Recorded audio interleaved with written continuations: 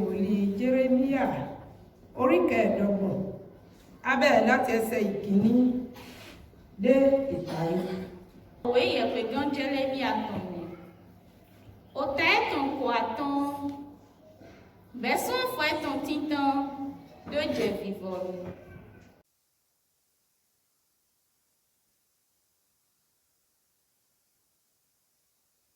Jésus, on l'a gâté ton main. Au nom de Jésus le Sauveur.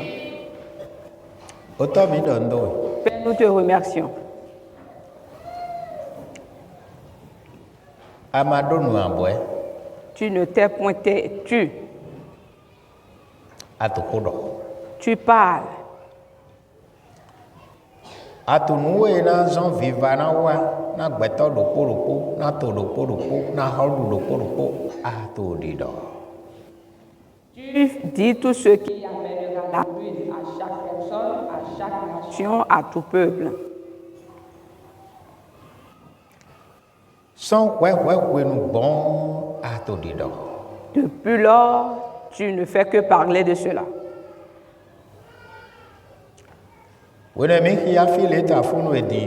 Maintenant que nous avons lu ce passage ce matin, au nom de Jésus-Christ, par le chemin que ton Esprit Saint montre, que nous apercevions tout ce que nous devions faire pour être sauvés. Et que nous ne perdions pas de vue. Au nom de Jésus.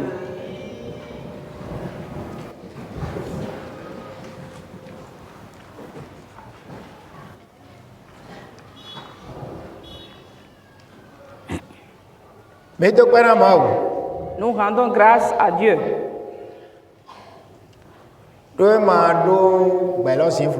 Parce qu'il n'a pas laissé le monde dans l'obscurité.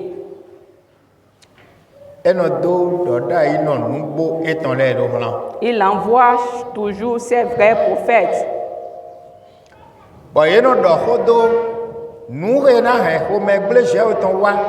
Et il parle, touchant tout ce qui causera, ce qui fera révéler la colère de l'Éternel.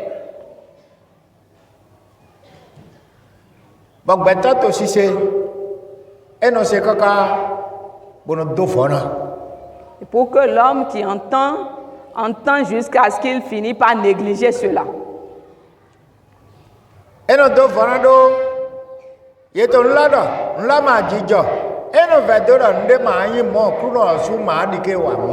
Il néglige pourquoi? Parce que chaque fois qu'on ne fait que parler de la chose n'arrive jamais. Et parce qu'il se dit que le Seigneur lui-même ne va même pas décider de le faire.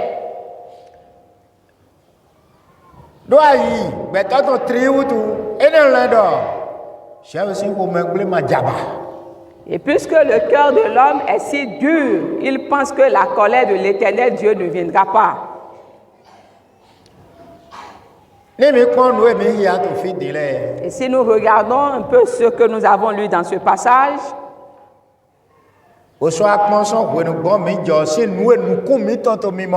et depuis que nous sommes nés, ce que nous voyons de nos yeux, jusqu'à maintenant,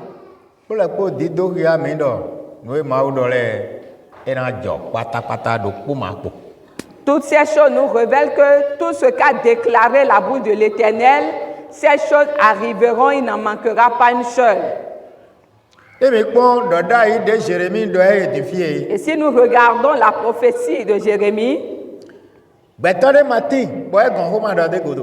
il n'y a pas celui-là contre qui il est resté sans parler. Il n'y a pas ce roi contre qui il est resté sans parler ici. Ni une nation ou un pays qui n'a pas été touché ici.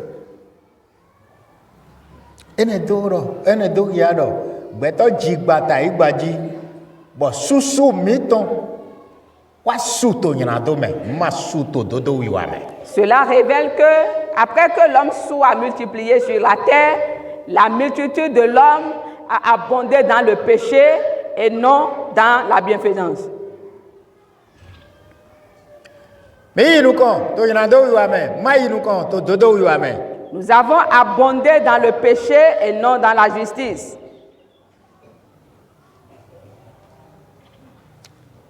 Ezon adansina me okunoton ekele dogbon deho do de na jete gbon yinado dali do wa ihonji edo dido ya gbon Jérémie. Et cela a fait que les menaces de l'Éternel, à travers les malédictions qui descendront sur l'homme, se révèlent à travers ce passage.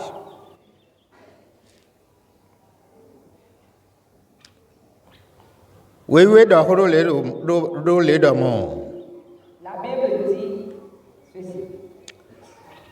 To afo eneto. Au 4e verset. Okruno do devie ton le do hlami, devie ton doda ino le e do ye do hlami. Boka do ye do hlami son afonu bon. L'Éternel vous a envoyé tous ses serviteurs, les prophètes.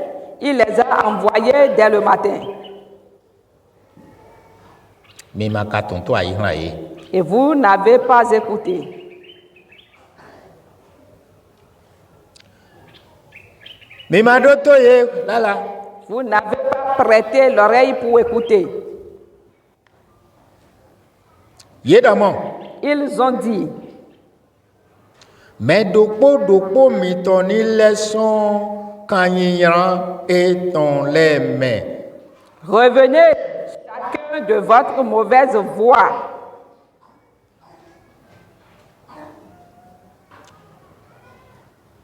Boton son kanyiran mi ton les mains. Et de la méchanceté. Kanyiran to nu wiwa mi ton les mains. La méchanceté de vos actions. Wenenu. En ce moment, Minano to lo de na mi poto mi ton les po me kakadoyi. alors vous resterez dans le pays que j'ai donné à vous et à vos pères d'éternité en éternité. Mi masen yewe de foblo.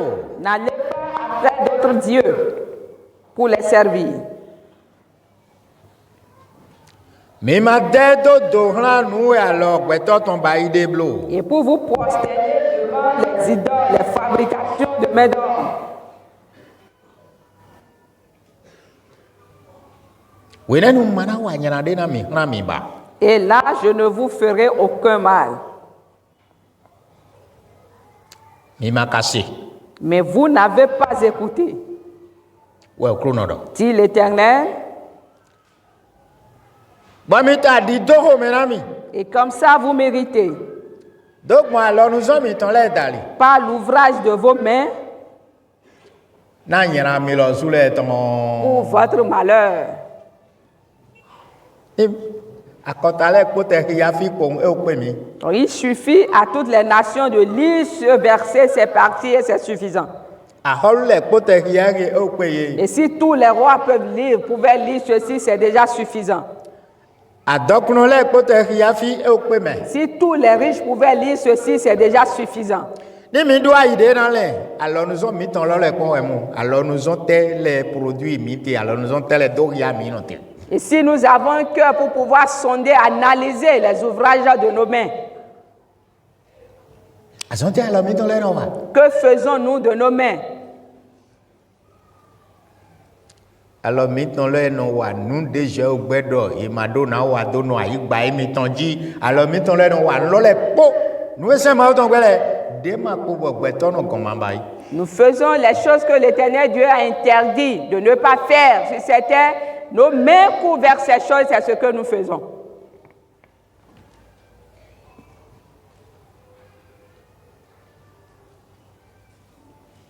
Ma usingo ka do to fido. Mi to lo le bai na nya mi lo suton. Et la parole de Dieu dit ici que ces choses, l'ouvrage de nos mains que nous faisons, c'est pour notre propre malheur. Ene do ya do. Cela révèle que To nu se na gbedi de je ton we yin nu dagbele po. Bo so yin nu yan le po ni ya mana se to ne ni ba ni en. l'obéissance à la voix de l'Éternel, à sa parole, est source de tout bonheur. Et également source de tout malheur si tu décides maintenant de ne plus obéir. Ni yina dono kato yina wa bo to nu ko yi bo jijo o tine do yina lo wa bo nde ma jego e no vedo do nde ma ajo. Et quand le pécheur pêche, évoluant dans ses péchés, bénéficiant d'une paix, il est rassuré, se dit qu'aucun malheur n'arrivera.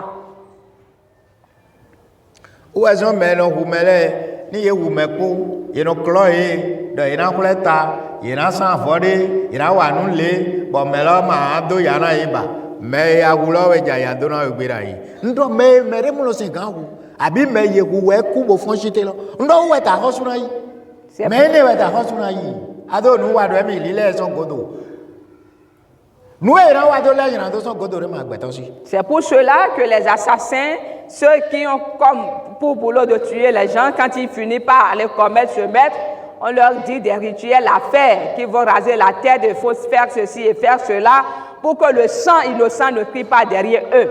Ce n'est pas celui-là qui va se venger de toi, mais plutôt celui qu'on ne peut jamais tuer, ou bien celui qui est immortel qui se vengera de toi. Il n'y a aucun sacrifice à faire ici pour que les péchés se détournent de toi ou que le châtiment du péché ne descende pas. Lile voye ne me we gbeto eto ayi gbaji le kote bo to nu ko yi to nu yanya me. Et tous les habitants de la terre vivent dans ces vaines pensées et évoluent dans le péché.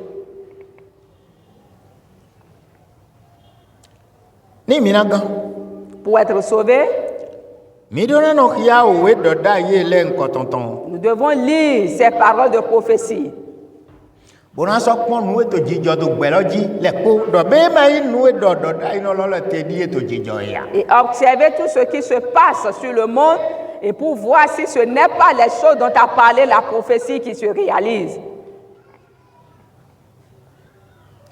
Nu e bi ma u te we po gbeto sin gan do gan. U e yin do. Me do po na pon fi e nyina te. Nu e me nyina te. To ja si seme.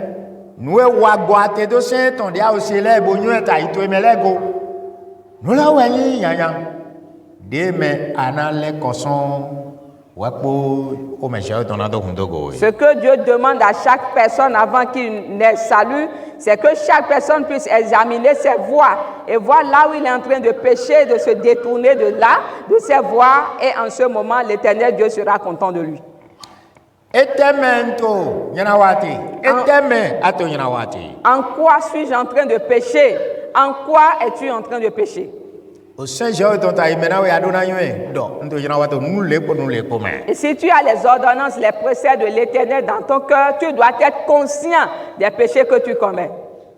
Bonan so yue do malevo jogodo. Et être également conscient, savoir que sans se repentir, le jugement, la vengeance de ces choses descendra. Et si nous regardons dans le monde,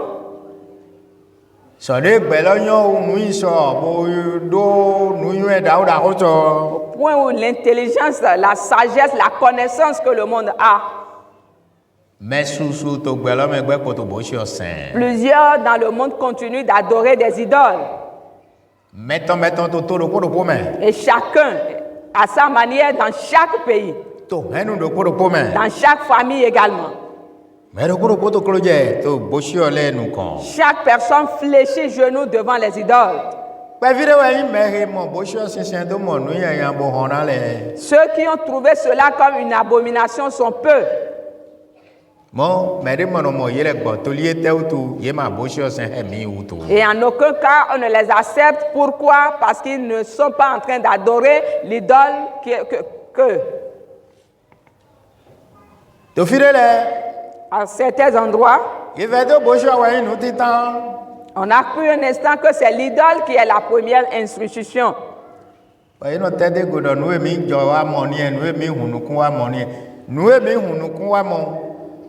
To boshia siseme yanadoe amon nuwe mi hunuku wa mo to jawe siseme ati jawe sisayime uwayin nuwe gomele kona tedo we podogan. Et ils s'attachent à cela, soi-disant que c'est la première, que c'est leur tradition, c'est ceux qui sont venus trouver chez leur père. C'est faux. Ce que nous sommes venus trouver, c'est l'adoration de Dieu. Et c'est à cela que chaque personne doit s'attacher pour être sauvée. Au 5 jours, où est mêlé pour naï, to hen le come, à côté le come, au tole come.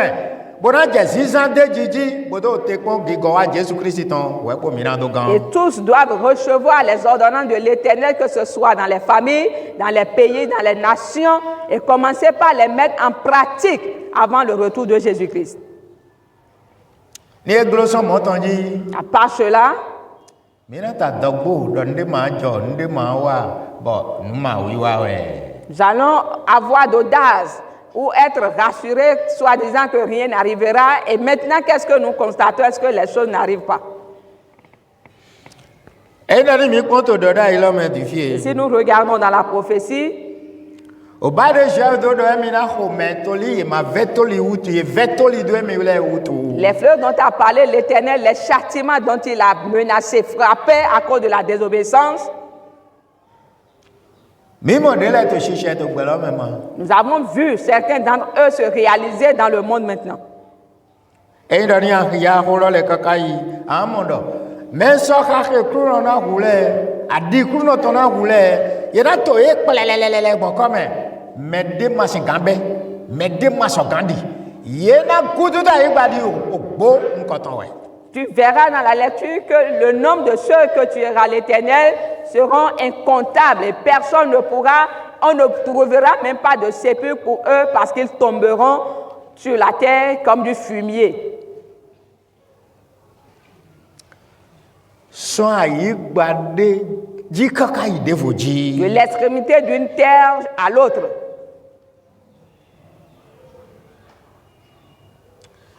Ça me mito pe vite. Quand nous étions encore petits, E na odrendo kwe kande gba me difie. 70 ans environ, Me tin to we ne le ko to tan de sin ho don de usudo de wa gbelo me ku yin rougeole da ho bombonde u eno chome. Bono chonson takaka ya gbasa we an vivo dote. Asa vure we. Anku e ma wa on tina we. E na o nu ko nu to ere glo ne le popokwata. Ironku. E je kwere jile iron sin asan do kwilogo. We me ipo le ko bu mo agbe mo asan ho gbole ji ama bi o kwilogo ba. E te flen e na husu do bi flen. U we mi moto gan ne me. Din fielo. Mi to si da le mo. Din fielo Ebola le mo. Coronavirus le mo. Bueno, vous me prenez mo comme. les gens de cette génération dont on avait parlé tantôt, ce qui avait frappé en ce moment comme fléau, c'était la rougeole, une rougeole chronique qui sévissait quand tu es attaqué par ce mal. C'est qu'un instant ou quelques jours après, cela pourra ronger tes organes. Et quand cela entre dans une maison, tu verras qu'on va attacher de rameaux, ce qui veut dire que cette maison est déjà prise par cette ruine qui a ruiné et a frappé sévèrement en ce temps-là. Et maintenant, qu'est-ce que nous voyons de notre temps? Les VIH, les virus, les maladies graves, les corona, les Ebola par-ci, par-là.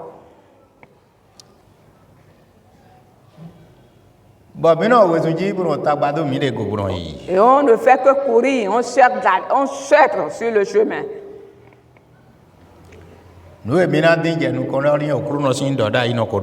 ce que nous devions chercher premièrement, c'est de cela qu'a parlé le prophète de l'Éternel. Mais dokpo ni yon we me to hwe hudo maute to hwe do eto me to eto me to hen we to me na me dokpo ni bo lenvo jodin bo jo hwe hudo ma usin sen godo minamo vivo. Que chacun puisse examiner ses voies et savoir là où il est en train de pécher dans chaque maison, dans chaque ville, dans chaque pays, et de décider maintenant d'abandonner le péché, et nous tous, nous aurons la paix. Et maintenant, nous allons attendre et espérer le retour de Jésus. Mais au moment où la repentance est prêchée, la parole de repentance est prêchée, asi ko eke mewe yon to ahwan funu hu lo no din de ran do va me susu do po e wo e no din to din. C'est en ce moment même qu'on va chercher des armes puissantes pour pouvoir ravager ou détruire une multitude de personnes. ene do hia do mo Cela révèle que mi ma ha hu me de okru no do lo o e ma bi o to me na me de pepe to ahoro du de me tu ne tueras pas ce que l'Éternel a dit. Cela n'a pas pénétré l'oreille de quiconque, de quelqu'un, que ce soit sur un règne. e ta idi do kru no do mi ngla do mi no wa to mi de le hu nkoton Et mo e to le sun yen Et c'est comme si l'Éternel Dieu nous avait envoyés pour qu'on puisse se tuer les uns les autres. de bla u pete lo ni yin me na do je o se emite wa emite o me hu to li je o tu le ton ye eten wo na ye to ro yoro do ma Et so ni ce qui est plus triste, c'est ceux-là qui vont tuer, soi-disant qu'ils sont en train de rendre un culte à Dieu. On ne sait même pas le nom qu'on pourra donner à cela. ba viva katali jiboja Et la ruine est sur le chemin qui arrive. viva mele pokoton La ruine de tous. ni mele poko malen vojo Et si tous ne fassent preuve de repentance, ou auto ali jiboja cette ruine est sur le chemin, sur le point d'arriver.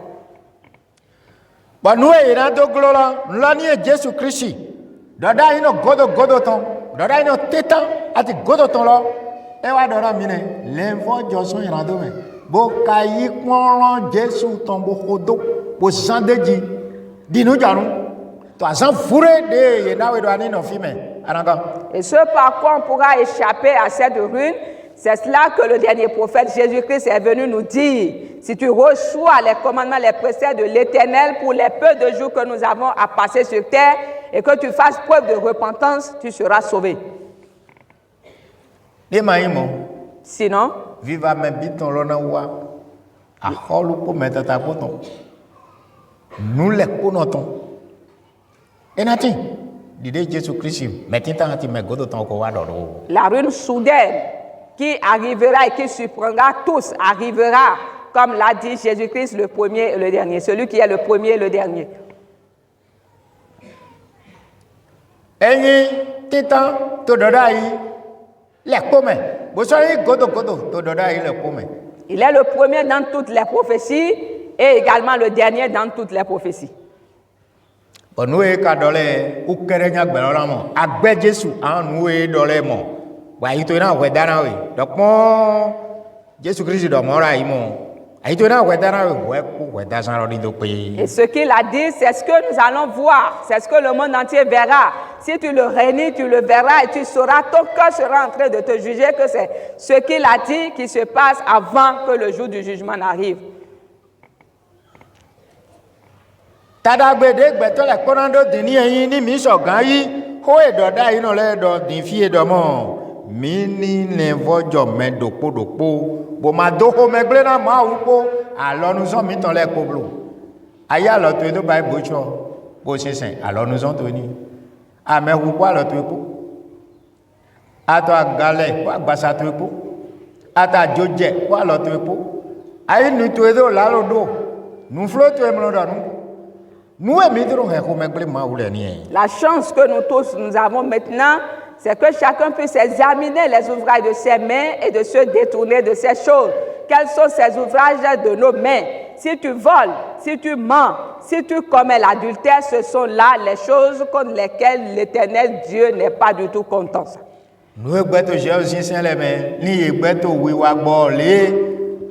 Alors nous sommes et tout ce qu'il y a dans la loi de l'Éternel suffit de les transgresser, comme ça, les ouvrages de tes mains sont mauvaises. Mais le pot de peau, donayon, fiete, de gérer nous con. Ni adresse nous bon, non, où est-on dit? Maintenant, où est-on dit de regarder à ma sincérité? Chacun doit examiner, savoir là où il se trouve sur le plan de la parole de Dieu. Ce qui constitue de l'adorer, c'est de garder ses paroles. Si tu gardes ses paroles, tu l'adores. Si tu ne les gardes pas, cela révèle que tu ne l'adores pas.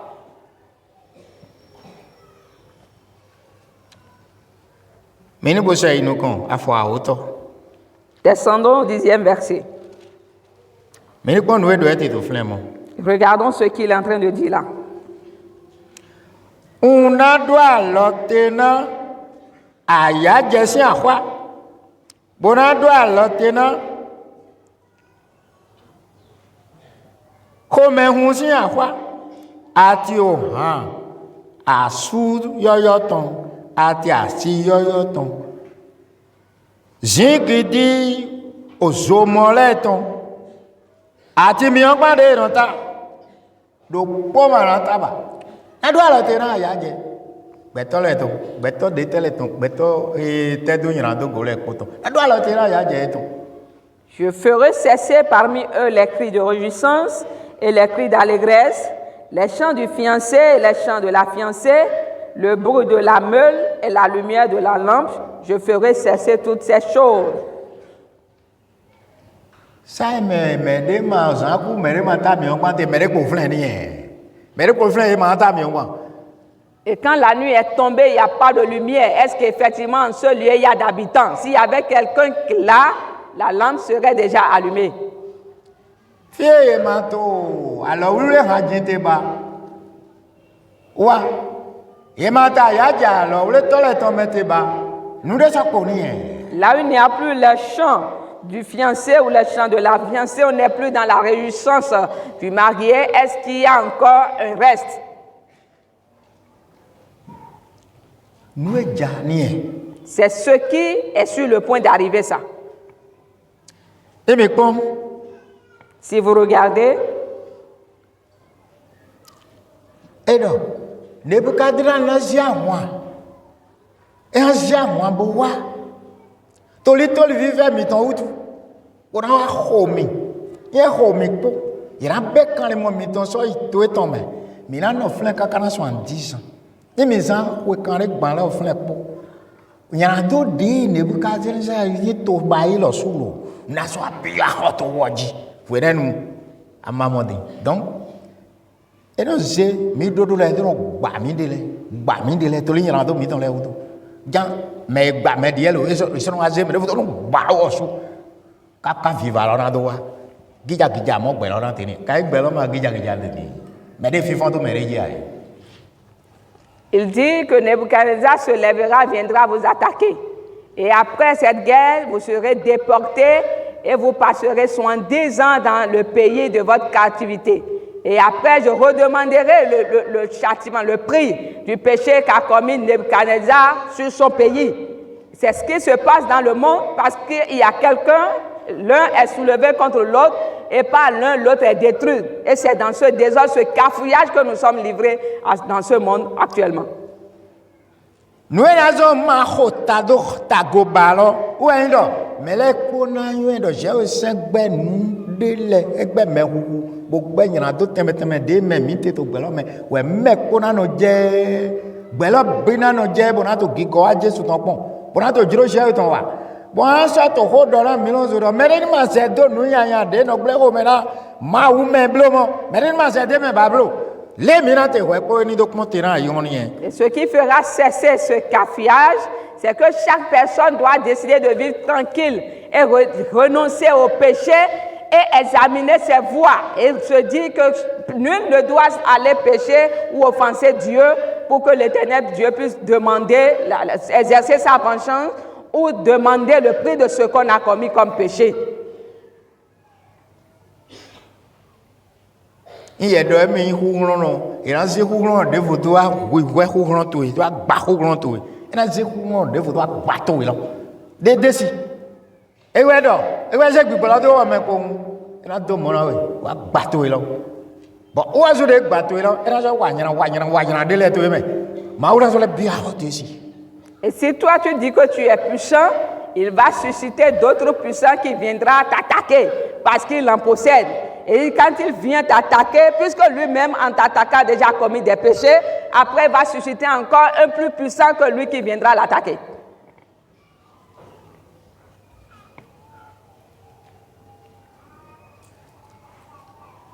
Est-ce que vous comprenez ces prophéties-là? Qu'est-ce que nous voyons dans le monde jusqu'à maintenant? Et qu'est-ce que nous vivons dans nos familles jusqu'à maintenant? Qu'est-ce que nous voyons également sous les règnes dans les royaumes jusqu'à aujourd'hui? Yana do manata mi na ndeni fa na ndeni no trele na ndeni no wiweme na ndeni no waime. Yana do manata. Le péché n'a pas permis à ce que nous soyons dans la quiétude, dans la paix. Le péché ne donne pas du tout assez.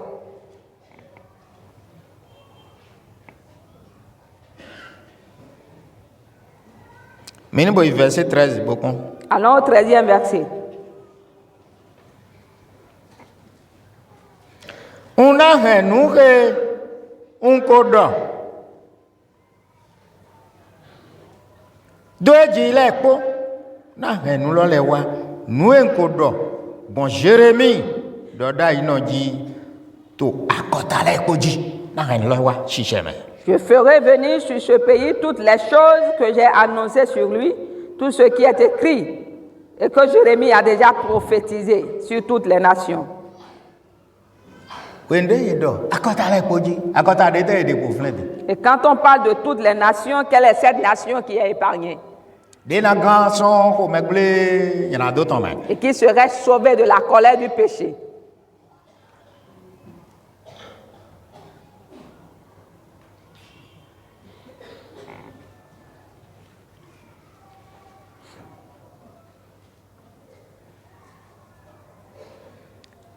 Le 14e verset dit.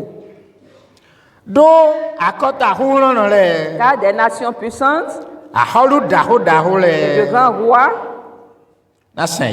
les asserviront. Eux aussi.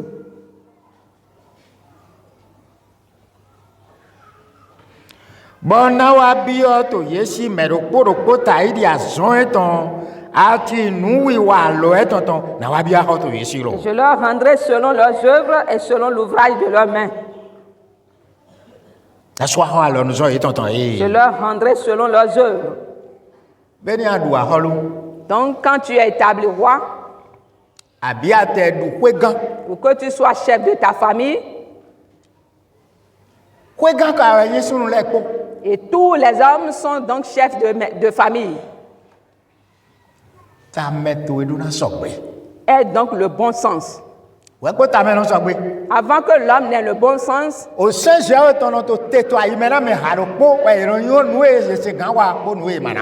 les préceptes de l'Éternel doivent être présents dans le cœur pour pouvoir discerner le mal, ce qu'on doit faire et ce qu'on ne doit pas faire.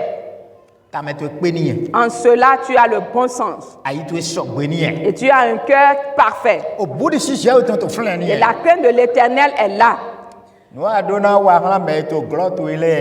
que tu dois faire envers ceux qui te sont assujettis,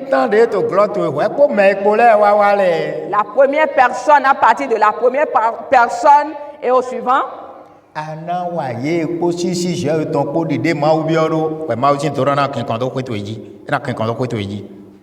tu dois le faire avec respect, dans le respect que l'Éternel demande. Et comme ça, la bénédiction de l'Éternel va jaillir sur ta maison et tous les hommes en témoigneront de cela. Et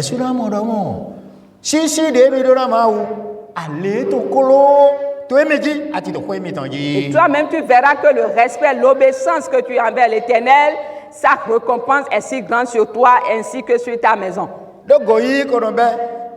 Parce que l'orgueil commence déjà pour le propriétaire, le chef de famille. Pourquoi?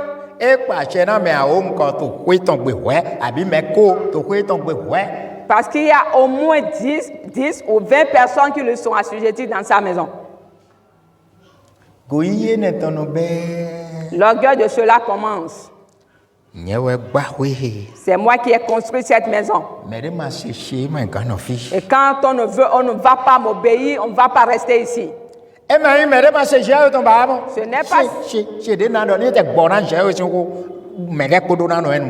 n'est pas si quelqu'un n'obéit pas à la voix de l'Éternel, hein, c'est moi, à ma parole. Même si cela est contraire à la loi de l'Éternel, c'est ce qu'on doit respecter. Et c'est de là que commence l'orgueil de l'homme.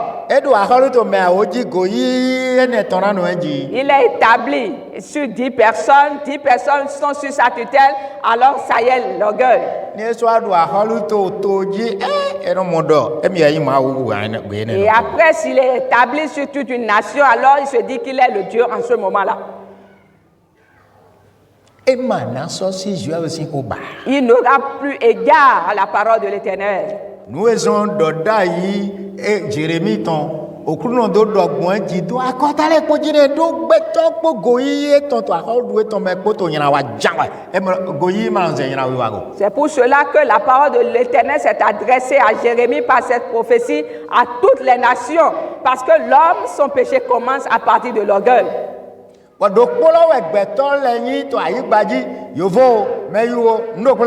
Et tous les humains sont les mêmes sur la terre, que ce soit les blancs, que ce soit les noirs. Nous sommes les mêmes.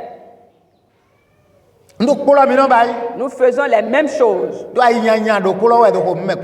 cause du mauvais cœur que nous avons dedans de nous. Un cœur plein de haine qui n'a pas d'amour.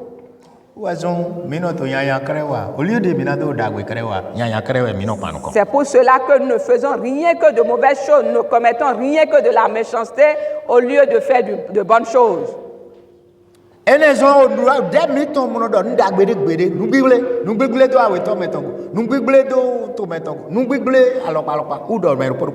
c'est ce qui fait que nos lèvres ne font que proférer de mauvaises choses, de mauvais propos contre le prochain, contre le frère, contre tout le monde.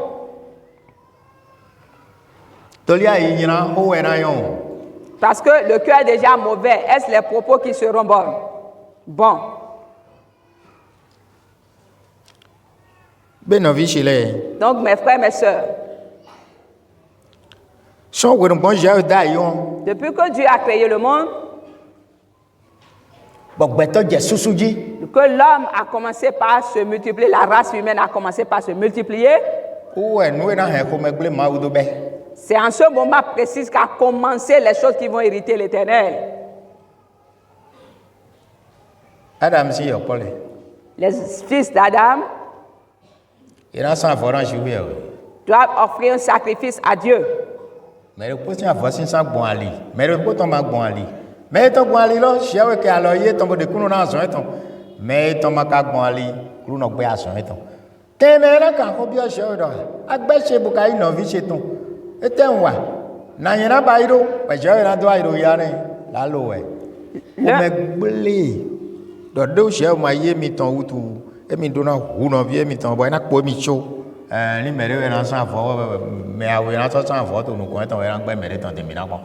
l'un a fait le sacrifice suivant les règles devant l'Éternel que Dieu a reçues. L'autre l'a fait, mais pas d'un cœur sincère que Dieu n'a pas reçu. Mais il s'est irrité contre son frère, l'a tué. Mais au lieu de demander à l'Éternel, mais qu'ai-je fait pour que mon sacrifice ne soit pas reçu, il ne l'a pas fait. Mais il se disait en son cœur que quand il va tuer son frère, en ce moment, il ne restera que seul sur la terre. Et c'est ce qu'il va présenter à l'Éternel qu'il va recevoir.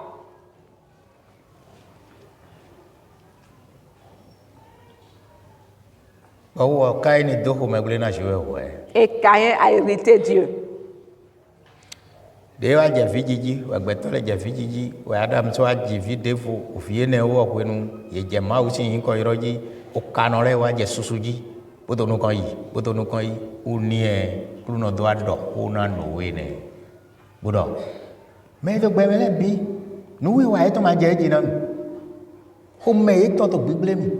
Nous avons des dagues dans la Ibadji.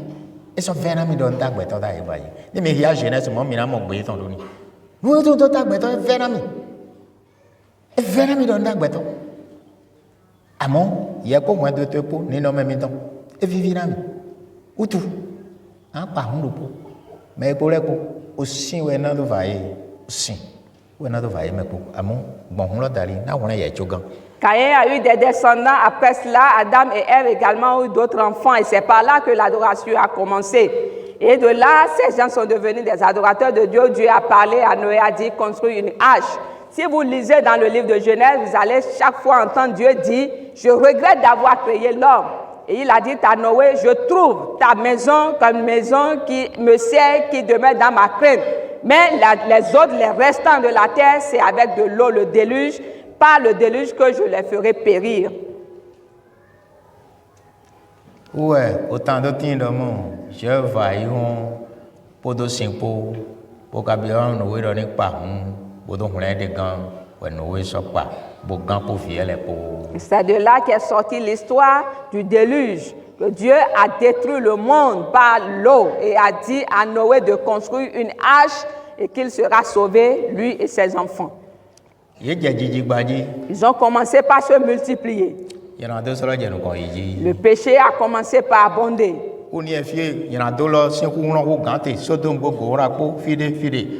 Et là où le péché s'est accru, c'est le cas de Sodome, de Gomorrhe, où le feu a dévasté, a réduit à rien. Maintenant, c'est le cas du monde entier qui est sur le point d'arriver.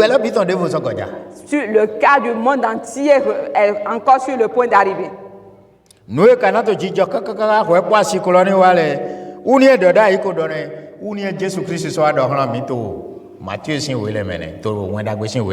Et les choses qui se passeront avant le temps, c'est de ces choses que nous a parlé la prophétie, et c'est d'elles que Jésus-Christ nous a également parlé dans le livre de l'Évangile. Et dans le livre de la révélation de l'Apocalypse.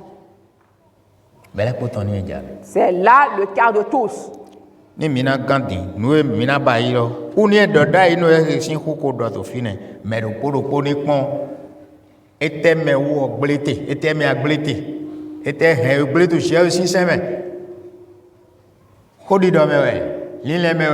Alors nous avons canté à Noah.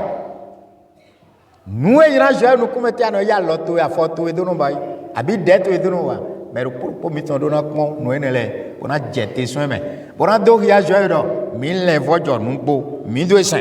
Tout l'invoiture. Maintenant, pour être sauvé, ce que nous devions faire, c'est ce que nous lisons maintenant dans la prophétie.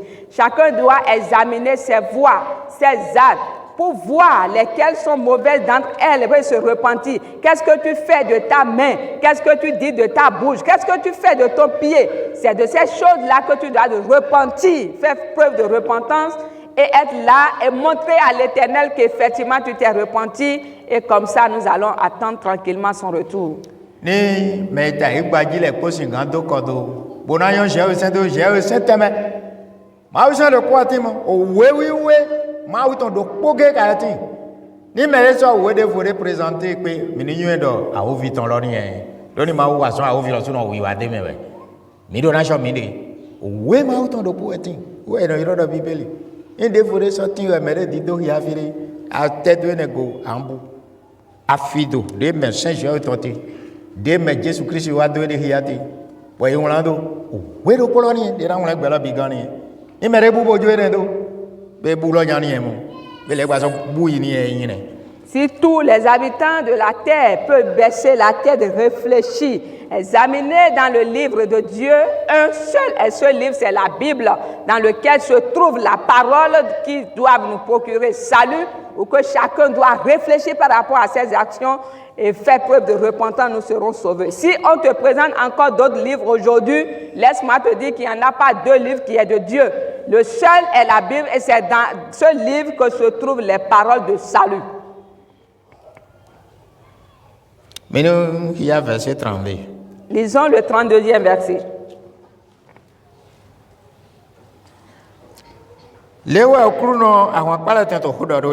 Ainsi parle l'Éternel des armées. Voici,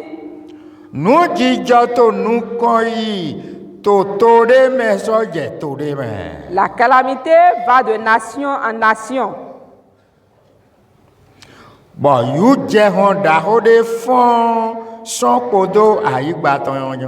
Et une grande tempête s'élève des extrémités de la terre. Et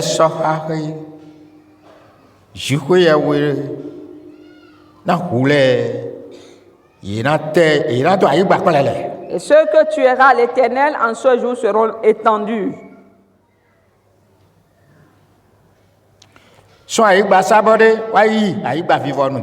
D'un bout à l'autre de la terre.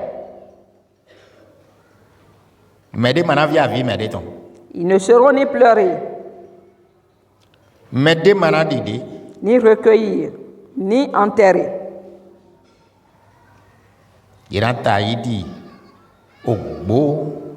to aigbaji. Ils seront comme du fumier sur la terre. Utu misro mi ulengba to emi mi dahwa. C'est pourquoi gémissez, pasteur, et criez. Mi be afile. Roulez-vous dans la cendre, Mi ku lengba ko chotole. conducteurs de troupeaux, Do asan lo ko wa po. car les jours sont venus Wenu e na gbo fe gorami. où vous allez être égorgés. Na gba mi hanya. Je vous briserai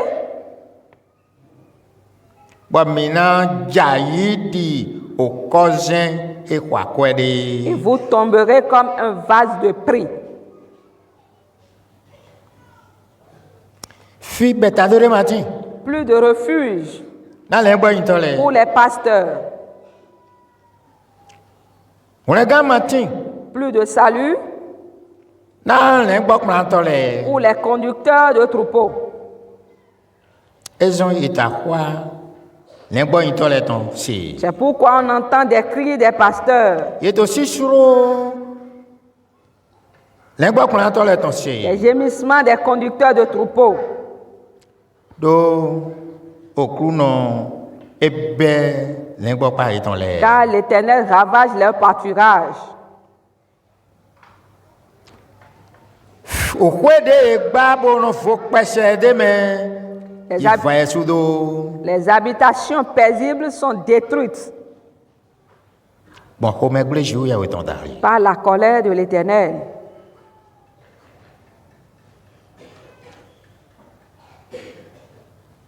Ete utu o megle jou ya weton ti. Pourquoi la colère de l'Éternel existe-t-elle? Ye ma sen ba. Ye ma tono, mere ma te todo sen. O sen e o se kaka bo ene o goto me bo bolan ko. Mere ma so ene si. Ye o se kaka bo to so su. C'est parce qu'on n'observe plus la loi. On a déjà entendu étourdi les oreilles, on ne veut plus même écouter. Nu e no he o megle jou ya weton wa ni e. C'est ce qui attire la colère de l'Éternel. Na mele ko ni gbogan, yo po me ho ko bodo duduru ko irando me ma te le do irando no jinu ya ya. Grand et petit se déchaîner dans le péché sans même penser un instant que le péché a comme salaire le mal, le malheur. Pe mi mede to di Jésus Christ din le. Donc nous qui sommes en train de chercher Jésus, Do da ye le ko we jero mi ni no hiya. nous devons donc lire ces prophéties Bona ko nu e jopo me wa ile po. et voir ce qui s'est passé avec ceux du passé. Nu e we so di do e ja mi lo su ji le. Mi na so to nu lo le po. Et ce que la Bible dit que cela viendra sur nous, nous serions en train d'examiner ces choses. Aliode we ka de na mi na do gan. Uni yin. Ira le fojo. Boyi ma u vi se. Bo se ton na nu kro me ton. Mais Et le chemin tracé par Dieu pour nous pour être sauvés, c'est de croire au Fils de Dieu, obéir à ses préceptes, faire preuve de repentance et nous serons sauvés. Sincèrement, vous décidez que l'on m'a envoyé mais à fi nous clons mais Dieu sous ton sincèrement nous clons mais Dieu sous ton go choé naga ni m'aider to sincèrement baïna je ouais mais nous clons mais Dieu sous ton go la loi. Aucune doctrine d'une religion ne pourra sauver si ce n'est la doctrine de Jésus-Christ qui l'a donnée. Si quelqu'un ne s'attache pas à la doctrine de Jésus, à ses enseignements, il ne pourra pas. Mais de quoi vers dodo a où on a Jésus était do monde mais le cloé dit ouais les bas mais le cloé. Quiconque croit qu'on est en train de défendre le cas de Jésus-Christ, c'est qu'il se trompe. Il est trompé par le diable. Et ne nous laissons pas séduire par le diable. Do vivalo deja toli yana do wudu. O gbe wo tena gbeto eto ayigbaji le ko. Parce que la ruine soudaine qui arrive à cause du péché, c'est ce que le diable souhaite pour tous. Do wo mado amasin e mado hunle ganto mi le we do hunle ganto bo e ga didi do mo mi ni jo hunle ganto lo do bo bayi nde vo de je ma juro wo yi viva gbe nu ko mi ko nu e di le gba teni e. Parce que lui, il n'a ni remède ni sauveur. C'est nous qui avons un sauveur. Mais lui, il souhaite que nous allions contre les lois de notre sauveur pour aller à la perdition avec lui. Si vous ne le savez pas, c'est ce qu'il cherche. Mais le ko de jiro na gan Chaque personne qui souhaite salut. Tende que peu de mes jeux mido. N'importe quelle place où Dieu nous donne. Mini di busi ma uto nu kolon me ho eton le me to saint ton le yin me nu saint ton bio le mini egbon jine. Craignons Dieu dans ses paroles, craignons-le dans ses ordonnances qui nous dit de tout ce que sa loi nous demande, nous devons les observer. Vivo de pepe de mes mido. Mini fli mes mido vivo la me. Bo fli saint ton, bo no zinzan de ji, ni mi to zinzan de ji jan we. Gba mi ton la do nu ku me fi. Ezo sun we da san gbe. Quelle que soit l'opulence dans laquelle nous mène, nous devons nous souvenir de lui, de ses jugements pour pouvoir exercer notre autorité là et au jour du jugement ne serons pas concernés par le jugement.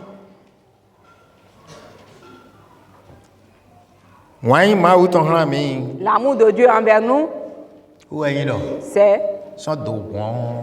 que depuis le commencement, le prophète parle. Il ne fait que montrer les péchés. Ce qui va causer le châtiment de Dieu, il ne fait que les montrer. Et quand Jésus est venu, il a encore attesté ces choses davantage. Et quand l'Esprit Saint est venu aussi,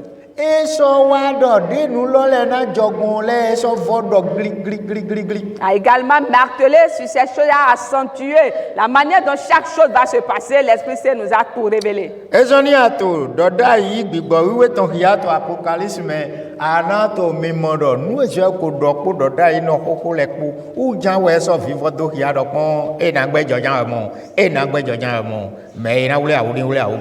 C'est pour cela, quand tu lis la révélation de l'Esprit dans le livre de l'Apocalypse, tu verras que ce sont ces choses qui sont déjà dites, qui est encore répétées, attestées, que ces choses vont se passer, c'est certain.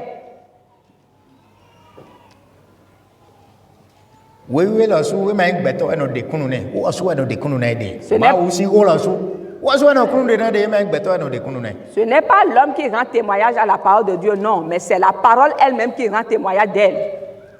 Que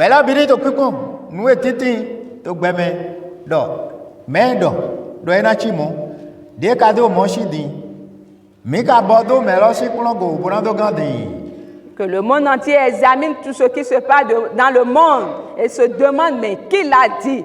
Puisque c'est Dieu qui l'a dit, est-ce que nous sommes en train de les observer maintenant pour pouvoir échapper à sa colère?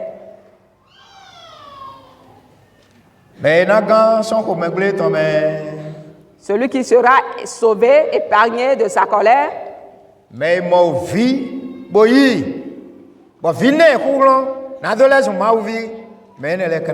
c'est celui qui a vu le Fils, l'a reçu et à qui le Fils a donné le pouvoir de devenir enfant de Dieu. Ce sont ceux-là qui seront sauvés.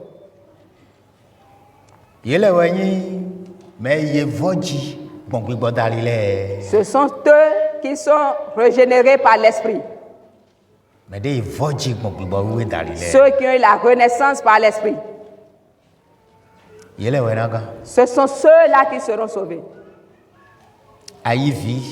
Tu reçois le Fils, tu auras la renaissance. Tu ne reçois pas le Fils, tu n'auras pas la renaissance. Et quand tu n'es pas rené,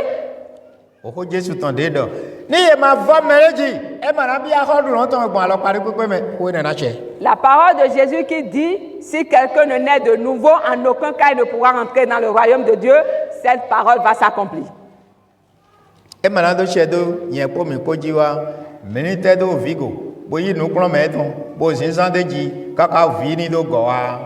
Pour que cela ne s'accomplisse ni sur toi ni sur moi, recevons les enseignements du Fils, mettons-les en pratique jusqu'au retour du Fils.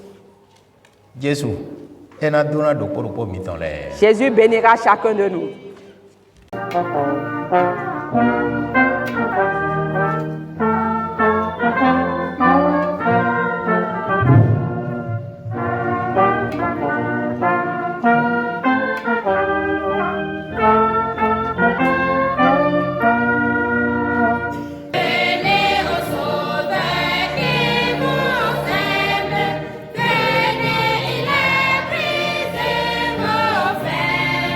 Il veut vous recevoir.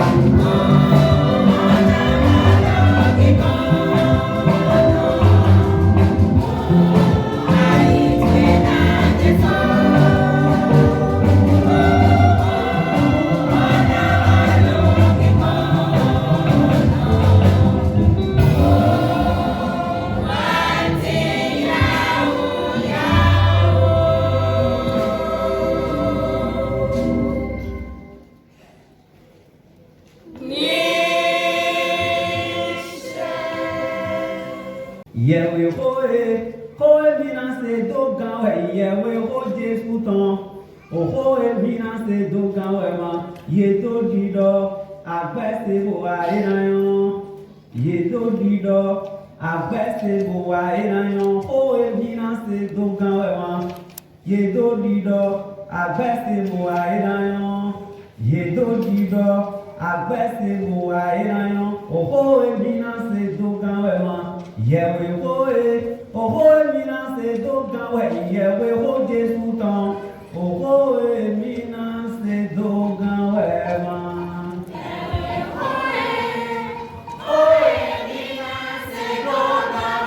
Yewe ho Jesu ton. Hoe mina se dogan we ma. Yewe hoe.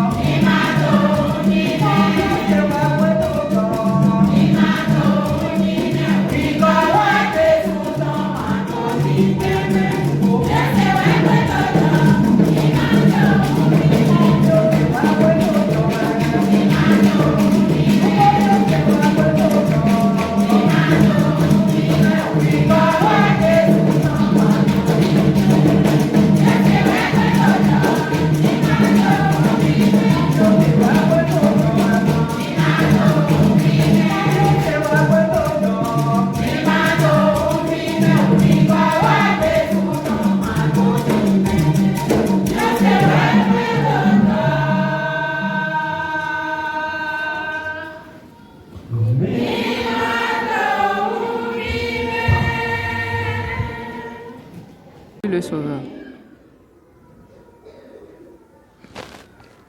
Parole grand nous ko. Roi Tout-Puissant,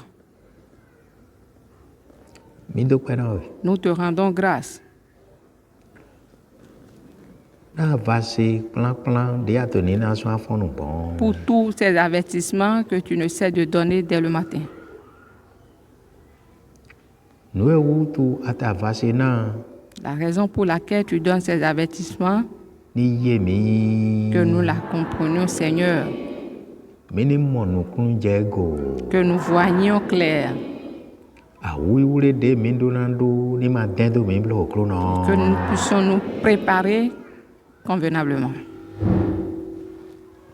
Mi so ata hwa do ro. Nous crions vers toi. Ado mi do ko mi ton ran. Tu dis que tu as envoyé ta parole O lo so ha son bona et ye. elle les a guéris. Ni shedo mo to me so ha sele poji. Qu'elles s'accomplissent ainsi sur tous ceux qui l'ont écouté. Ni ha son gbigbo ton ati ason pasa ton le po ba. Qu'elles guérissent donc tout mot. Mais to dintin wele po ni tinto do na jijo ho ton. Que tous ceux qui te cherchent possèdent Quand la ta bénédiction kwasa de meton. la santé, la paix. Dona to mondu me to mon me to mo gba me. La Yeni tinto bénédiction ho kro no. dans le manger, le boire. Sio mi do mo to. Exauce nos pères. Ado mi ni wa so na san chiro po we shan we to do Tu nous boje. demandes de travailler pendant 6 jours et de nous reposer le 7e jour. Yese do do mi to do. Cela était caché pour nous depuis le commencement. O ho to we wa son mi mo. C'est grâce à ta parole que nous avons découvert cela. Gbigbo de no yuen do. L'esprit qui reconnaît que. Ye ma gboje ta son le ji nyana do po yen mi wa me po ni do ho kro no. Amen. Gbigbo no do fo na. L'esprit qui néglige Bono ba ye ton devu. et qui agit selon son penchant Dono les me do ho me gble na oi. pour devenir quelqu'un qui t'irrite. Ni ma so mi ton ba blo to. Que cet esprit ne nous possède plus. He ye fi mi ton le po. Fais-la comprendre à tous Assieds nos mi do enfants, le po. à nos femmes, Aswe mi do le po. à nos maris, A son gan mi ton le po. à tous nos serviteurs, Mais merci mi ton le po. à tous nos servantes. Gbigbo no se. O to nu na nu etron nu to me le po bo tron yin do na no. L'esprit qui Donne nos obéit têtes-béton. à toutes tes paroles pour être béni, To nu kan to we. un béni de toujours devant toi. Ni jete bien mi ma di fi o Que ko cela no. descende en nous, Seigneur, Ati me so ha ron do to ho he to fi le po me po dans la pata. vie de tous ceux qui écoutent cette parole ici. To Jesu, on le ganto sin yin comme. Au nom de Jésus-Christ, notre Sauveur. Alléluia. Alléluia. Alléluia, alléluia. Mi pagi kono Jesu Kristi.